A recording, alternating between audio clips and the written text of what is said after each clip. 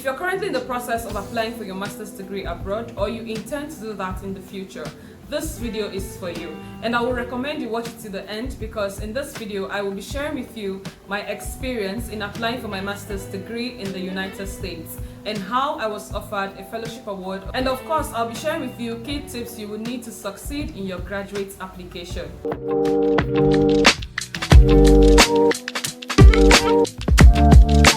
Hello, if this is your first time here, welcome to my little corner on the internet. My name is Mfon Akpan. I'm a human research generalist and career enthusiast. I help young professionals gain clarity and take ownership of their careers. Kindly click on the subscribe button and turn on the notification bell as well. If you're a returning subscriber, you know how I feel about you. Thank you so much for your consistent support. I didn't want to start sharing my experience on my master's degree process abroad because I'm trying to recall the primary reason why I choose to withhold this information from you. Someone asked me, why not share the process you went through in applying for your master's degree program? I think you did an amazing job. You've started a YouTube channel and it's a great avenue to tell people about your experience and also teach them what you know. And I was like, because I am still here, please blame Sapa for me. And I also think I'm not over the heartbreak of having to go through all that stress, and at the end of the day, I don't think that's enough reason to hoard knowledge from others. I will be sharing subsequent videos like this, and I'm hoping that the content you find in this newly created playlist will be helpful to you in your journey to advance your career and seek greener pasture for yourself and your family. If you're yet to subscribe, now is the time to click that subscribe button and turn on the notification bell to stay updated. So how did I get the scholarship award? Before I jump into it, I want to clearly state that I went through this whole process myself. I did not employ the services of any agent or a third party, and this video is specifically for educational purpose, not to promote any school or organization. Now that is out of the way, let's get into it.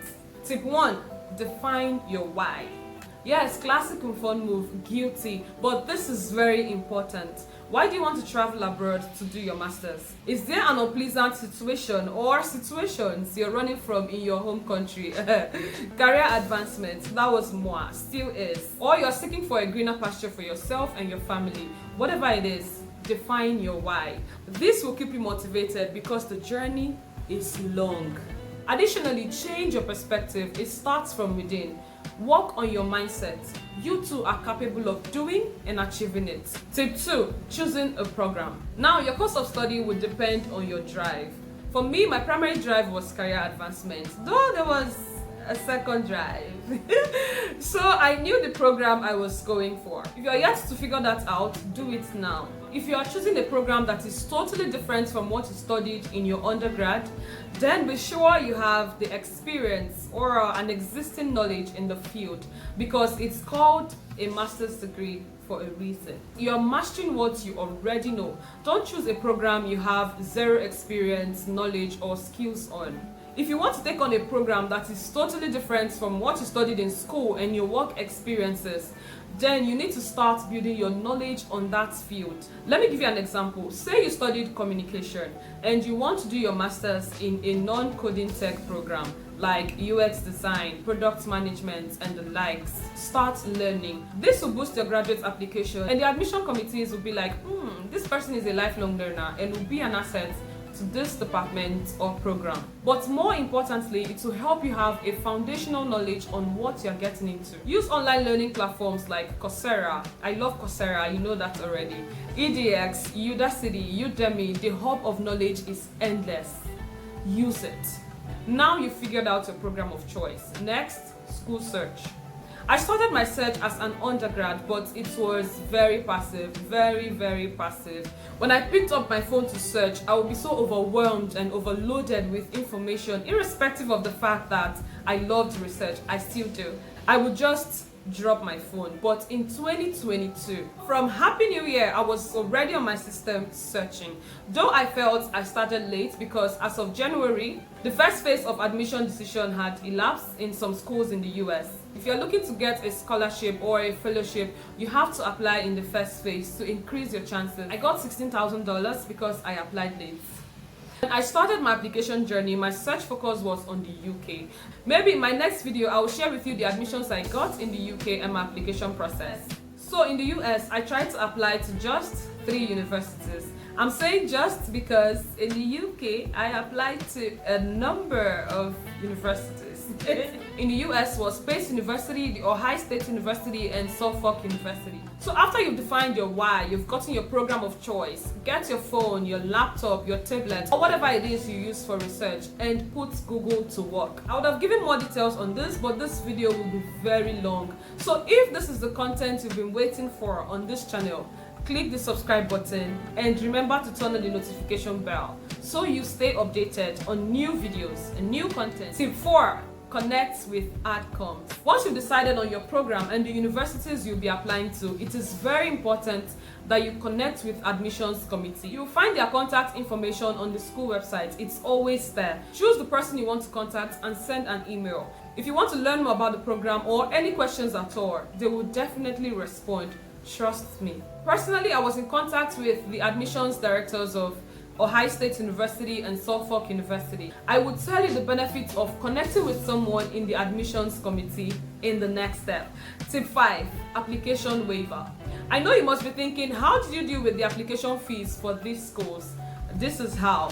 Attend an informational section. Most schools in the US do this. They organize a form of webinar for prospective students. Check the school websites that you want to apply to. You'll get information on how to register for the event. Now, towards the end of the section, they give a code and say something like, use this code for your application to get a waiver. B. You can get a waiver through your discussions with members of the Akpan. This is one of the benefits of connecting with a member in the admissions committee. After your conversation with a member of the Akpan, they will send you an email that looks like this one. Or an email that reads, I'm going to paraphrase, thank you so much for taking the time to converse with us and requesting to know more about our program. We look forward to reviewing your application. Use ABC code to apply as a waiver. Boom. Lastly, on application waiver, build on your existing rapport with the Akpan. If they don't send you an email about a waiver, you will use your mouth and ask for it. Send an email or book for an appointment. I did in one of my conversations with the admission director for Suffolk University. I asked for a waiver and surprisingly he told me my application fee was already waived while we were still speaking. So reach out to them and ask. Disclaimer, after you've sent an email, they can still tell you no. Or for Pace, I didn't even have the opportunity to ask.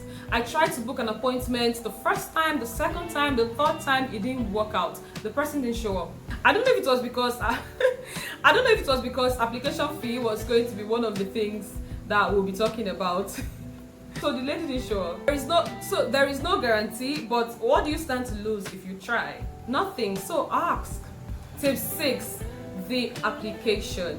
Here I will try to summarize statements of purpose, CV, transcripts, language test, interview, and recommendation letters. So, SOP. Writing my SOP, statement of purpose, I was very intentional in crafting my essay to show the admissions committee that I am passionate about this course. I am passionate about this program. I have value. I will be an asset to you. Here is my career journey and impact. And oh, I read the publication of Dr. XYZ and I'm looking forward to learning more from him. Don't try to copy anyone while you're writing your SOP. Be yourself and be appropriate. Show them who you are through your essay. CV. Aside from my education and work experiences, I paid attention to my certifications, training, and courses I had completed that are in line with my career path and the program I was applying to. I also included my volunteer experiences. Your CV has to be top notch. I'm happy to review your essay and your CV. Just send me an email. Transcripts. Like I said previously, I was ready for 2022, but SAPA, okay. So I applied for my transcripts in January and got the student copy, so I will use it to apply to all the schools without having to spend much. Because imagine applying for an official copy for each school. When I'm not even sure you give me admission, hey, give me the admission first. When we get to the bridge, we'll cross it. Well, some schools don't insist on the official copy, especially in the application phase. Suffolk did not. But definitely most universities, if not all, will request it during your registration. Let me quickly share this about my transcripts and language experience with the Ohio State University. I had submitted my documents, but on my dashboard, it was still indicating incomplete. Why? Because I didn't submit my national diploma transcript. I used my diploma cert to gain admission into the university, so my university transcripts indicates that. So Ohio State requested for it. I got stuck. I sent them an email explaining why I don't have it and if they can go ahead with the application process. Though I had submitted my national diploma certificate, that wasn't enough. I requested to give them an alternative that I submitted to Suffolk as well. One time during my diploma, the first year, I needed to apply for a scholarship. The school gave me a section transcript, which was basically a breakdown of the courses I took and my grades. I used that for Suffolk, but Ohio said that wasn't enough. I love the school, so humanly I felt bad again because of the stress I went through for the language test.